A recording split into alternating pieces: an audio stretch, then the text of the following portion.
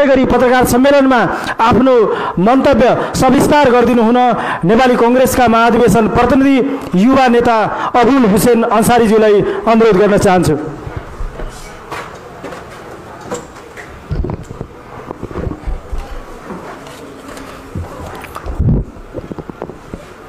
यस पत्रकार सम्मेलनमा यहाँ मञ्चमा उपस्थित मेरो सम्पूर्ण साथीहरू र हामीले आज जुन चर्चा गर्न खोजेका छौं महाधिवेशन, युवा नेतृत्व र आगामी चुनावको बारेमा वास्तवमा अब धेरै कुराहरू त आइसक्यो। अहिलेसम्ममा सबै साथीहरूले बोलिसक्नुभयो। मैले सानो कुरा राख्न चाहन्छौं। यो जीएनजी आन्दोलनमा शहीद हुनुभएका सम्पूर्ण शहीदहरूप्रति मेरो हार्दिक श्रद्धाञ्जली छ। साथै त्यही आन्दोलनमा घाइते हुनुभएका सम्पूर्ण घाइते भाइ बहिनीहरूको शीघ्र स्वास्थ्य लाभको कामना गर्छु।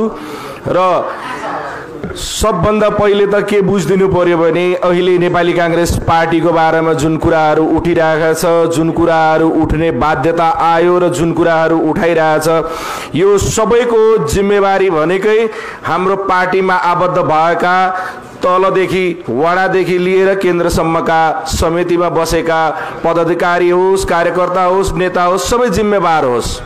र मैले सबैलाई स्मरण गराउन चाहन्छु, यो आन्दोलनमा जुन दिन सभापति घाइते हुँदाखेरि त्यतिखेर राहुल शाह भन्ने भाइले जुन हाम्रो पार्टी सभापति शेरबहादुर देउवालाई जोगाउनु भयो, आज म सबैसम्म आह्वान गर्न चाहन्छु। तो भाइले बोलेको हिजो एउटा भिडियो आएको छ बजारमा, तो भिडियो प्लिज मेरो साथीहरूले, मेरो पार्टीका हरेक कार्यकर्ताले, मेरो पार्टीका हरेक नेताले हेरिदिनुस्। त्यति त मानवता बचाएर राख्नु पर्थ्यो हाम्रो पार्टीका हरेक नेता र हरेक कार्यकर्ताले। त्यतिसम्म पनि हाम्रो पार्टीभित्र कुनै नेता र कुनै कार्यकर्तामा त्यतिसम्मको आँट र साहस मैले देखिन।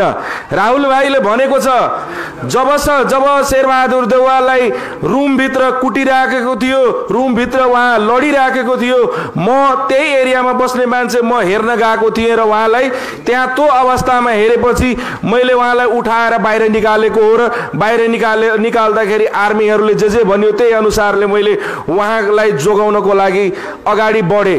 के हामी त्यो पार्टीको एउटा सच्चा सिपाहीको नाताले त्यति बोल्न पनि आँट गर्दैनौं? त्यतिसम्म हामीले के भन्छ उहाँको बारेमा एक शब्द नबोलिकन बस्न मिल्छ? त्यसैकारण म सबै मेरो शीर्ष नेता, मेरो आदरणीय पार्टीमा भएका जति पनि पदाधिकारीहरू छन्, जति पनि केन्द्रीय सदस्यहरू छन्, उहाँहरूलाई म आग्रह गर्छु, तो राहुल शाहसँग गएर माफी माग्नु र उहाँको अगाडिमा झुकेर उहाँको हात चुम्नुस्। यदि तपाईमा नैतिकता छ भने। होइन भने तपाईहरु अहिले के को लागि यत्रो दौडिराख्नु भएको छ? शेरबहादुर देउवा थियो कि नेपाली कांग्रेस यहाँ थियो?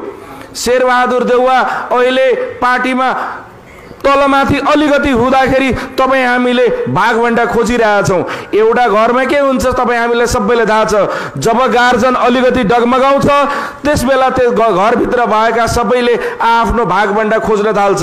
त्यसकारण म सबै साथीहरुसँग आग्रह गर्छु, सबै यो पार्टीमा आबद्ध भएका दाइ भाइ दिदी बहिनी आमा बुवा सबैसँग आग्रह गर्छु, म कुन गुटको मान्छे हुँ तो हेर्दिनुस् पहिले।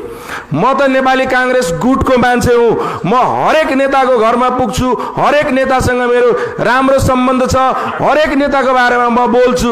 आज महामन्त्री दुई महामन्त्रीहरूले बोल्दै गर्दाखेरि म दुईटै महामन्त्रीहरूको यो भन्दा अगाडिको चुनावमा उहाँहरूको भोट माग्न गएको व्यक्ति हुँ। म आफै उहाँहरूको भोट मागे हो, उहाँहरूको विजय जुलुसमा मैले सहभागी भएको, तर म शेरबहादुर देउवालाई मेरो आदर्श मान्छु। उहाँ मेरो नेता हुनुहुन्छ, उहाँ मेरो पार्टीको सभापति हुन्छ। तपाईहरुले पनि सोध दिनुस् न अहिले महामन्त्री ज्यूहरुलाई र त्यो केन्द्रीय सदस्यहरुलाई जो अहिले शेरबहादुर देउवाको बारेमा कुरा उठाइरहेछ, उहाँहरुको सभापति को हो? यो प्रश्न त सबैले सोध्नु पर्ने अवस्था आउँछ नि। उहाँहरुको पार्टी सभापति यदि शेरबहादुर देउवा हो भने मेरो पनि पार्टी शेरबहादुर देउवा नै हो। त्यसकारण तपाई हामीले एउटा कुरा बिर्सिनु कहिले हुँदैन।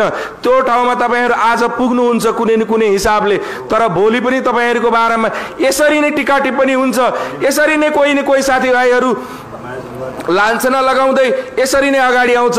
यो जीएनजी भाइ बहिनीहरुले इतिहासको सबैभन्दा ठूलो आन्दोलन गरेर देखायो यो आन्दोलन तपाईहरुले लेखेर राख्नुस् हरेक 5 वर्षमा हुन्छ त्यो बेलामा कहाँ भाग्नुहुन्छ त्यो बेलामा कुन झ्यालबाट तपाईहरु छिर्नुहुन्छ अहिले जजलले बडा मजाको साथ भन्नुहुन्छ शेरबहादुर देवाललाई हटाऊ मलाई यहाँ ल्याऊ भनेर त्यति बेला त तपाईलाई पनि हटाउन यही जीएनजी भाइ बहिनीहरु कुद्छ होला नि यही पार्टीका जीएनजी भाइहरुले पनि कुद्छ त्यसकारण म तपाईहरुलाई आग्रह गर्न चाहन्छु यदि तपाईहरुले हिलोमा ढुङ्गा हान्नु भयो भने त्यो हिलो तपाईलाई पनि पर्छ त्यसकारण सतर्क हुनुस् आउने दिनमा तपाईहरुको भविष्य राम्रो छ तपाईहरुसँग हामी पनि छौं त हामी छैनौं तपाईहरुलाई जब तपाईहरुको चुनाव आउँदाखेरि तपाईहरु सांसदको चुनाव लड्दै गर्दाखेरि तपाईहरुको भोट माग्ने यदि हामी जस्तो कार्यकर्ता हुन सक्छ भने गुट नहेर्न सक्ने व्यक्ति हुन सक्छ भने तपाईहरु पार्टी सभापति हुँदै गर्दाखेरि हामी के खुसी नहुन सक्छौं र अवश्य हुन्छौं त्यसकारण मेरो सबै आदरणीय शीर्ष नेतादेखि लिएर तल्लो लेभलमा काम गर्ने हाम्रो जति पनि भाइ बहिनीहरु छ जति पनि दिदी बहिनीहरु छ सबैलाई सम्मान गर्न सिक्नुस् सम्मान तपाईबाट पाउने हो तपाईले सम्मान दिन सक्नु भएन भने आउने पुस्ताले तपाईलाई कुनै हालतमा सम्मान दिने छैन म तपाईहरुलाई यही मञ्चबाट आग्रह पनि गर्न चाहन्छु सम्मान लिन र सम्मान दिनको लागि दुवैतिरका मान्छेहरुले सिक्नु पर्छ यो सम्मान भन्ने कुरा एक आपसको परिपूर्ण